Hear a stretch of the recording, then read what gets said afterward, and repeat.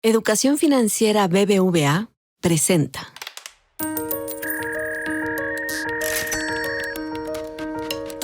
Peras y Manzanas, con Valeria Moy.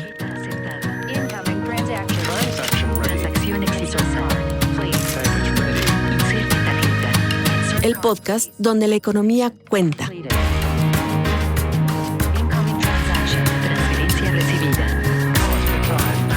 Operación exitosa.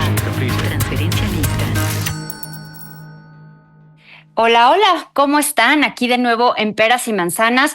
Y pues bueno, ya estamos por cerrar un sexenio, una administración que ha tenido, yo creo que un poco de todo y que en estas últimas fechas, no solo en últimas fechas, pero en últimas fechas se ha movido muchísimo. Ha habido decisiones, por decirlo, extrañas, ha habido movimientos en el tipo de cambio, ha habido una elección presidencial que yo no sé si vaya a cambiar las reglas del juego. Han pasado muchas cosas.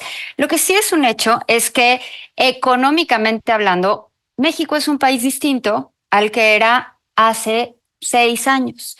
No estoy diciendo que sea mejor, peor, regular, porque para eso vamos a platicar ahorita, pero sí es algo distinto, con reglas de juego distintas, con situaciones distintas, con circunstancias distintas también y con maneras de reaccionar, sobre todo ante estas circunstancias muy diferentes. Para platicar de cómo está viendo las cosas, hoy está con nosotros Isabela Cota. Isabela Cota es periodista, ustedes la conocen, es periodista de investigación, pero que está muy especializada en temas de economía, de negocios, finanzas, tiene maestrías, ha sido reportera, corresponsal, ha estado en todos lados y bueno, pronto va a estar en el equipo del International Consortium of Investigative Journalists. Seguro lo pronuncié mal, pero esa es la intención. Isabela escribió un libro muy recientemente donde nos platica de los resultados o no resultados, no sé, de la administración del presidente López Obrador. Y para eso quiero platicar con Isabela. Isabela, ¿qué ha sido esto? ¿Una suerte o un desastre? Es buena pregunta, Valeria. Me da muchísimo gusto estar aquí. En caso de que quienes nos escuchan no cacharon la referencia, el título del libro, de mi libro, es precisamente Suerte o Desastre, el azar como modelo económico de AMLO. Así es.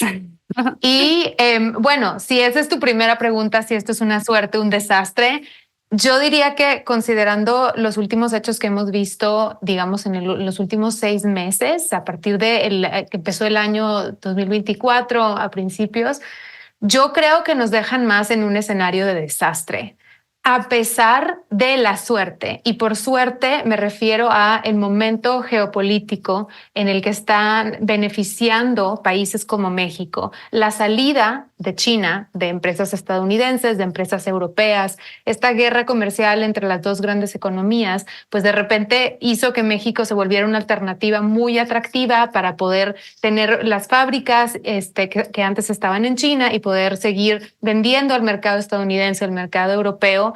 Y entonces estas dos fuerzas creo que es lo que van a como dejar. Es como se va a cerrar el sexenio, como por una parte las fuerzas globales a favor de una economía mejor en México, de oportunidades de inversión, pero por otro lado la incertidumbre jurídica que dejan los cambios que quiere dejar a AMLO, la inseguridad social y ciudadana que también es una amenaza a la inversión y la corrupción y la falta de Estado de Derecho en México que deja más un panorama de desastre. A ver, tocas un punto que a mí me parece muy relevante y tú quizás en el título de tu libro le pones suerte y es lo mismo, ¿no? Yo en algunos foros digo que se alinearon los astros que no estaban muy bien alineados al inicio del sexenio. Lo que pasa es que se nos olvidó después del COVID, porque claro, a todos nos ha cambiado por completo el mundo.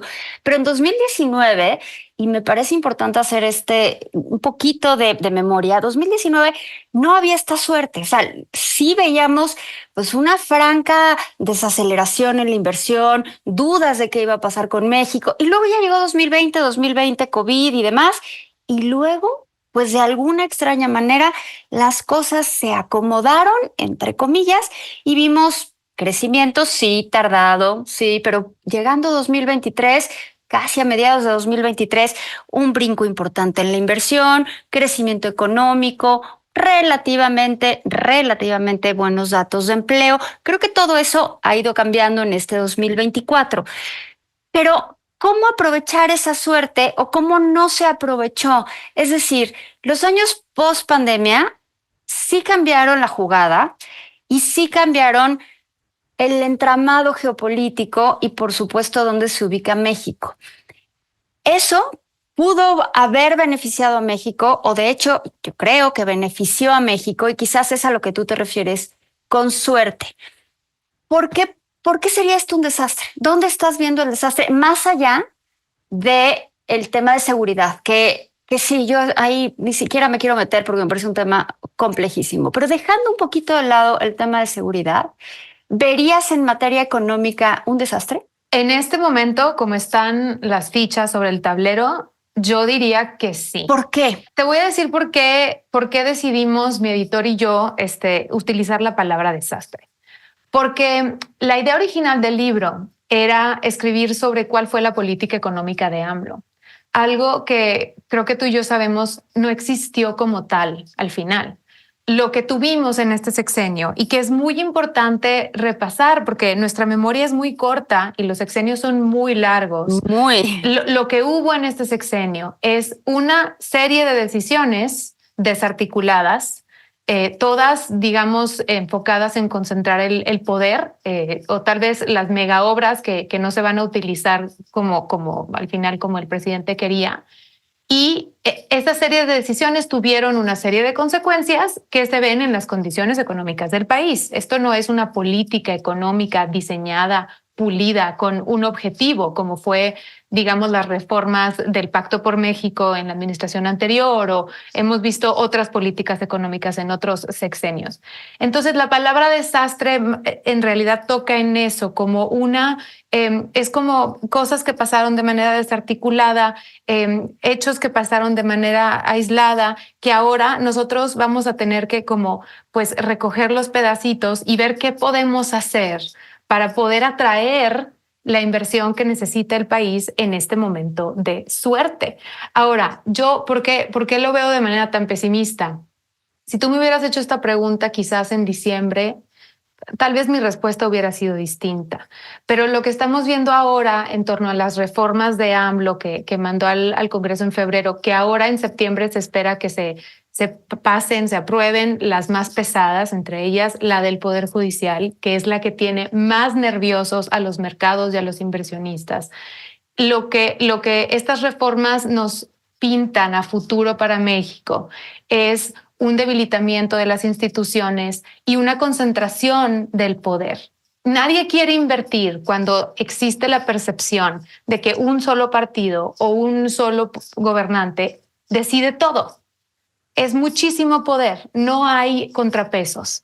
Entonces, por eso yo creo ahora que estamos más por el lado del desastre, porque mientras el mundo está cambiando y China está en una posición difícil y México pudiera tomar su lugar en muchos sentidos y beneficiarse mucho de la producción y la inversión potencial que podríamos tener, esto no está pasando precisamente por estos factores negativos que dejan más el lado desastroso de este sexenio.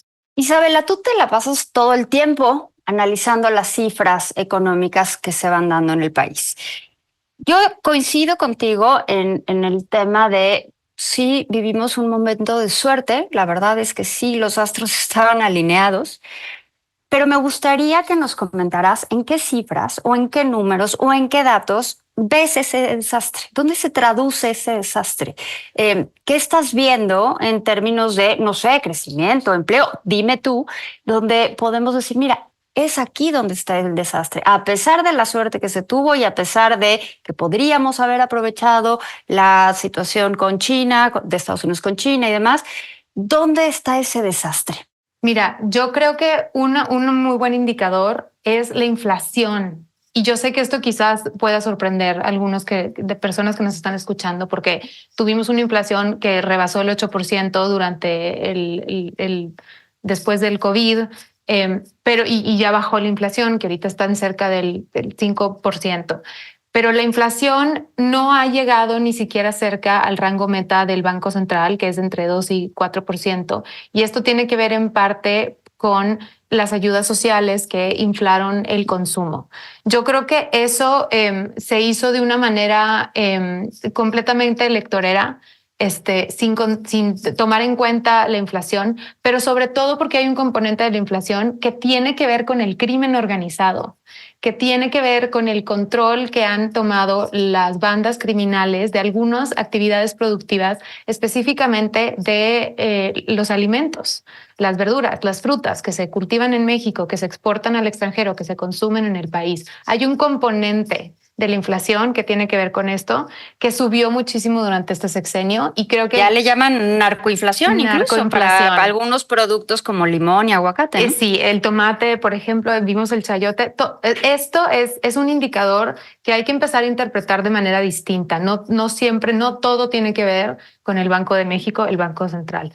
Otro dato que quizás yo tomaría sería la pérdida de cobertura de servicios de salud que se ha visto en esta administración. El pago del ingreso familiar a servicios de salud privados de bajo costo ha incrementado y ha tocado máximos durante esta administración. Y esto tiene que ver precisamente con el hecho de que no hubo una política de salud, y lo que terminó sucediendo bajo esta administración es que el Estado se retrajo de ese frente, eliminó muchísimos beneficios que eran gratuitos de servicios de salud, de medicinas, el desabasto de medicinas y tratamientos que ha sido gravísimo. Y los que entraron a llenar ese hueco fueron los privados. De esto no habla AMLO cuando habla mal de las empresas, de que les dio básicamente un mercado completamente nuevo de servicios de salud y medicinas de bajo costo y de baja calidad, por las que ahora las familias han tenido que estar pagando. Eso también me parece una muy importante.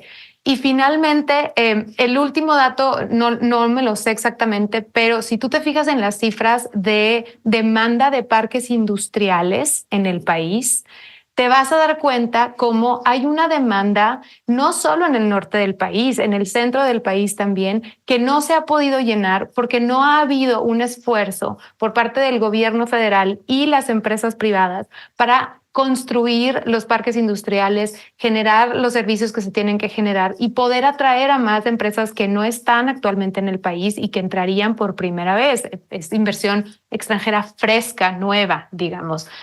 Yo creo que esos son los datos que a mí siempre me saltan más, que muestran cómo esto es una oportunidad perdida y tiene que ver con la falta de política económica y las decisiones de este presidente durante esta administración. Supongo que cuando dices esta falta de política económica es un poco, o te refieres a lo que señalas en tu libro como un no gobierno en materia económica. ¿Es así o lo estoy interpretando de una manera que no era tu intención? Es justo así. Lo que yo propongo en el libro es ver este gobierno como un no gobierno, como una agrupación de personas en el poder que no hicieron lo que un gobierno debe de hacer. No vacunaron a las infancias a tiempo durante el COVID, no cerraron todas las concesiones de los centros de cuidado para niños y para adultos mayores, que era el mal llamado Sistema Nacional de Cuidados. En el tema educativo también se retrajeron un montón. O sea, fue el paraíso de los verdaderos neoliberales. Estas personas que piensan que total y completamente el paraíso de los neoliberales, que realmente piensan que el Estado es un estorbo y que el sector privado debe de básicamente llenar todos los vacíos, pues bajo esta administración se hizo más que bajo la administración anterior, yo diría, y con reglas completamente arbitrarias y con tensiones de todo tipo. Ahora, sí quiero hacer una excepción con E mayúscula, que es el sector energético. Porque quienes nos escuchan que trabajan en el sector energético van a decir, pero ¿cómo si yo? Y tienen razón. O sea, el único sector en el que el gobierno realmente hizo un esfuerzo por interferir de manera muy fuerte fue en el de energía, a través de la CFE y de Pemex, en donde aumentaron las plantillas de empleados, aumentaron el gasto, inyectaron recursos, se hicieron súper ineficientes y sobre todo limitaron las licencias para operar de empresas privadas, limitaron la participación de los privados y paralizaron básicamente al sector. Esa es una gran excepción, pero digamos que... O sea, donde sí se metieron no funcionó. No, por supuesto que no ha funcionado. El Pemex sigue siendo la petrolera más endeudada del mundo, como lo era hace 6 años. No sabemos qué dirección va a tomar, no sabemos cómo se va a salir del hueco, no se resolvió nada y tampoco se rescató nada, que era la gran promesa de López Obrador. Ahora, López Obrador, supongo que es algo que es común a todos los presidentes, pero en particular el presidente López Obrador ha dicho muchas veces, pues esta idea de pasar a la historia, ¿no? Tiene esta perspectiva histórica. ¿Cómo crees que él va a pasar a la historia cómo va a pasar el país en materia económica a la historia por las decisiones que tomó López Obrador? ¿Cómo se nos va a ver en retrospectiva? Así como hoy estudiamos, esta es la era de la sustitución de importaciones y esta es la época del desarrollo estabilizador. Cuando pasen unos años, Isabela, y voltemos a ver, o quienes estudian a México en los colegios, ¿cómo van a voltear a ver esta época en términos económicos? Esa es una gran pregunta, porque esa pregunta toca en el nervio de AMLO más sensible de AMLO, ¿no? Que él dijo que el suyo, su administración iba a ser una transformación. Entonces ya la expectativa, la vara está altísima, ¿no? Yo creo que la gente, o sea, la polarización va a ser gran parte de su legado. Yo creo que nunca hemos estado tan polarizados. Entonces, esto también nos lleva a dos interpretaciones distintas en lo económico. Mucha gente, muchísima gente, Valeria, va a recordar esta administración como la primera en donde se habló de la pobreza desde la pobreza. Tal cual. Y eso es muy importante y es muy valioso también. Cambió la manera en que se hace política, por un lado, pero también se cambió la manera en que se piensa en la economía. En esta administración se subió el salario mínimo y esto es un legado que dejó Peña Nieto, porque esto se hizo en la negociación del TEMEC. No tuvo nada que ver con AMLO, pero bueno, él llegó a colgarse la medalla. Pero también subieron los apoyos sociales, como mencionaba. Las personas vieron durante los últimos 2 años antes de la elección sus ingresos familiares subir. Y esto no lo van a olvidar. Entonces, mucha gente van a recordar esta administración como la administración en donde mejoraron las condiciones de trabajo, mejoraron los ingresos. Eso por una parte. Quizás tú y yo, que tenemos un ojo un poco más sofisticado, vamos a recordar esta administración como una gran oportunidad perdida. Va a ser la administración de izquierda que llegó al poder con muchísimo apoyo, en donde no se pasó una reforma fiscal más apropiada para el país, por ejemplo.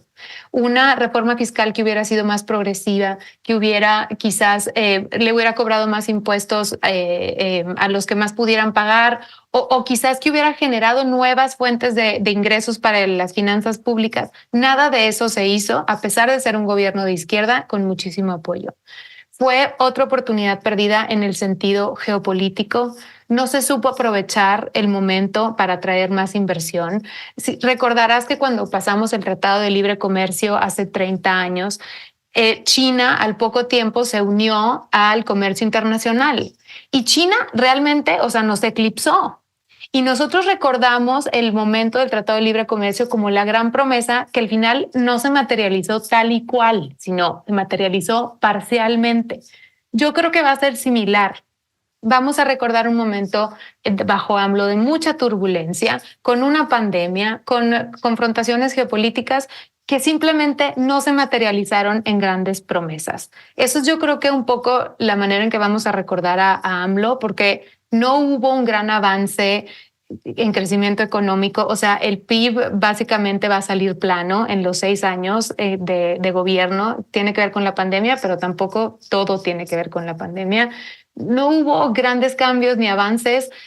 Fue más bien una gran oportunidad perdida y 6 años de parálisis en muchos sectores que pues vamos a recordar realmente con mucha tristeza, yo creo. Mira, ayer escuchaba en un evento una frase que yo no había oído y me parece que aplica justo para lo que estás diciendo. No estoy diciendo que me guste la frase, de hecho me da un poco de tristeza, pero decían, México es el país que no pierde la oportunidad de perder una oportunidad. Sí. Y dices, ¿y por qué? ¿Por qué estamos haciendo estas cosas todo el tiempo? Yo coincido en que, pues cuando llegó el presidente López Obrador con esa cantidad de capital político, con esa cantidad de apoyo, pues que no se haya aprovechado para hacer cosas que es mucho más complicado hacer en un gobierno o en una administración donde se tiene un poco menos de capital político. Sí. Las obras que se podrían haber hecho en términos de rendimiento social pues son muy distintas a lo que se hizo.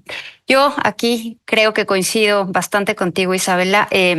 Sí veo las cosas como los astros que se alinearon, pero al mismo tiempo no solo dejamos pasar una oportunidad en pasado, sí creo que se dejó pasar esa oportunidad en términos de capital político y creo que seguimos, aquí creo que viene al caso esta otra conjugación, seguimos dejando pasar oportunidades. Isabela, cuéntanos de tu libro para quien esté interesado, porque me parece que vale la pena hacer un recuento de lo que ha sucedido en esta administración, porque sí se necesita dejar un registro histórico de lo que ha sucedido y me parece que tú lo haces estupendamente bien en Suerte o Desastre. Muchas gracias. Sí, el libro que se llama Suerte o Desastre está en todas las librerías, en Amazon también.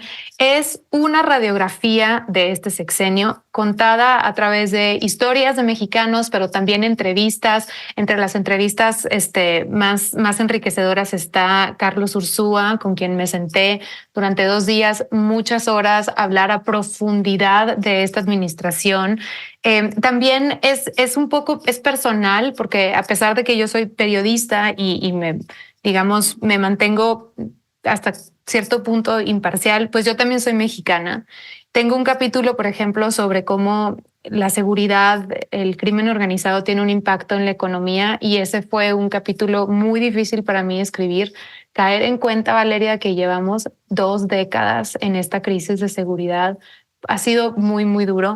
Pero y cómo ni cuenta nos damos, pero ya cambiamos nuestra conducta. Claro. O sea, sí hacemos cosas distintas y obviamente esto es gradual y por eso no nos damos cuenta, pero de que cambia la conducta, yo no tengo ninguna duda, ¿no? Totalmente. Si tú piensas cómo antes podíamos viajar por todo el territorio nacional por coche sin temor y ahora eso es impensable. Hay ciertas carreteras en donde esta no puede. Intransitable, sí. Es algo muy duro. O sea, ha sido una y por eso creo que este libro es tan importante de leer antes de que llegue un nuevo gobierno, porque vamos a poder entender mucho mejor el margen de maniobra que tendrá Claudia Sheinbaum.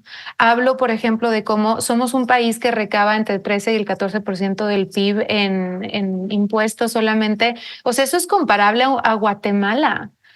No es comparable al país que aspiramos a ser, ¿no? O sea, necesitamos todos estos detalles y con estas condiciones va a llegar Claudia Sheinbaum al poder y hay que refrescar nuestra memoria sobre todo lo que hizo AMLO desde la cancelación del aeropuerto, que lo hizo antes siquiera de tomar el poder, que fueron imponiendo las condiciones que ahora tenemos para un desarrollo económico.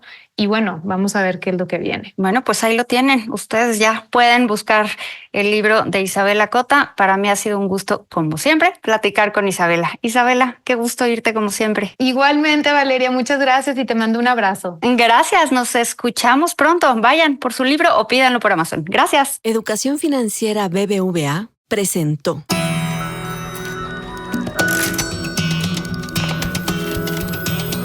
Peras y Manzanas con Valeria Moy, el podcast donde la economía cuenta. Escucha este y todos nuestros podcasts en así como suena.mx, Spotify, Google y Apple Podcast.